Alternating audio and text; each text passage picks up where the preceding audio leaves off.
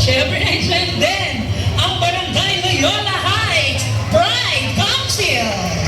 Alright! Hindi rin magpapakabog ang Barangay Escopa 3 Pride Council!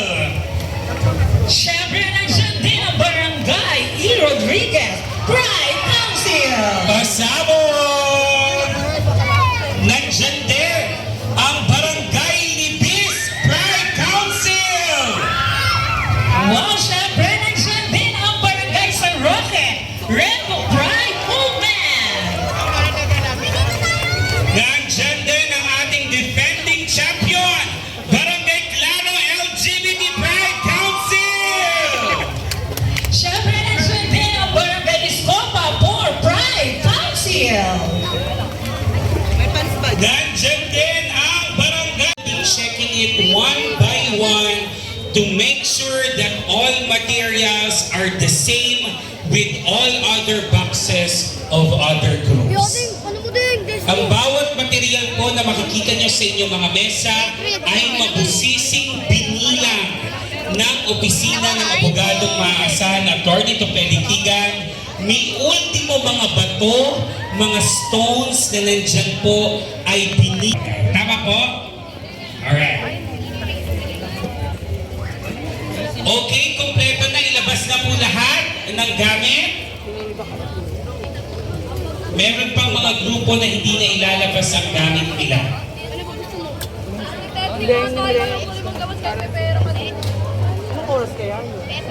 Pakilabas na po ang lahat ng nasa box. Again, huwag niyo po munang bilangin, marshals, because we will be doing it all at the same time. Yung mga nakalabas na pong gamit, please, yung mga participants natin, pataas po ang inyong mga kamay. Wala pong mahawak sa mga gamit na nandiyan dyan. Allow your marshals to hold your materials. Wala pong mahawak, taas ang mga kamay. I think only one group left. Okay, hands up po, hands up. Alright, participants, para at least mas malinaw, if you are done putting out all the materials, layo lang tayo ng onti sa mga tables natin.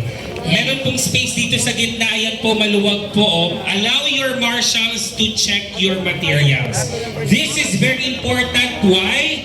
Because we need to make sure that you have all the same materials para wala nila.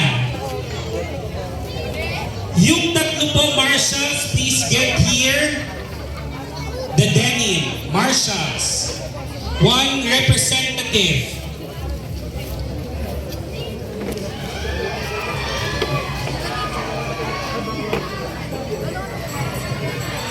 Alright, and then the last denim. So lahat ng grupo may denim, tama?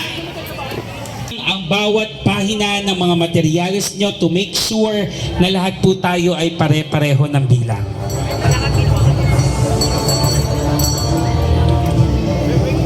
Okay. Our next. 16 folds dapat yan.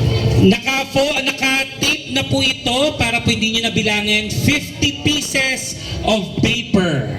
50 pieces po yung hawak po ninyo. 50 pieces na bond paper. That's a recycled paper. Naka-scotch tape po yan to make sure that you have 50. Okay. I'll continue na mga kaibigan. Ito po, mga tela sa atin at isang Gina. Dalawang blue, glue pen na isa.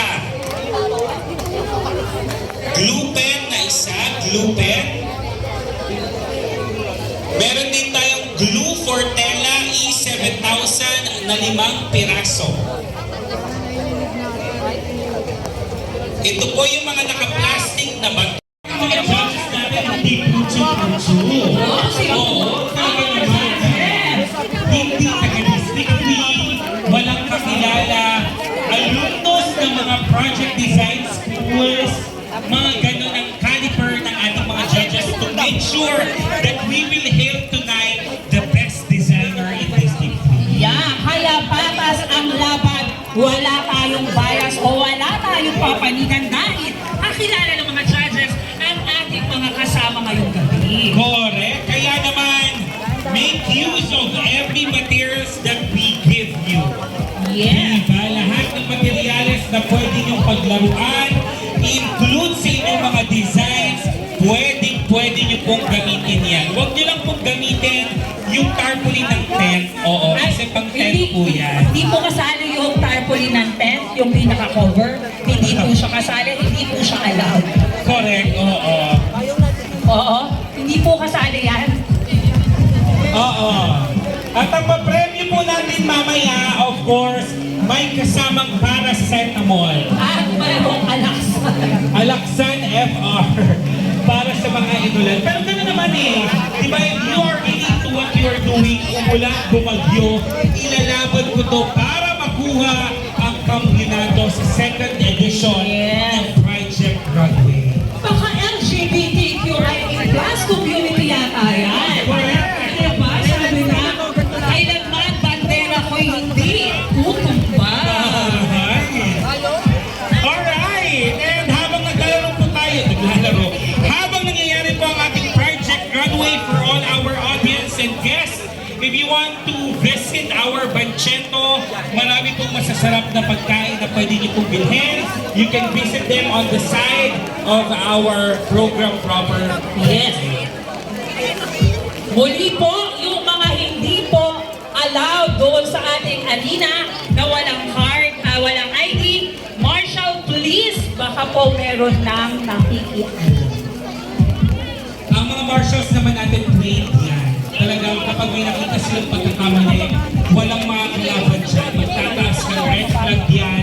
That symbolizes the disqualification of the group na pinapantay. Yes. Umulan pa ba? Gusto ko kasi bumisita dun sa likod. Malakas pa ba? Ay, malakas pa ba? Sorry.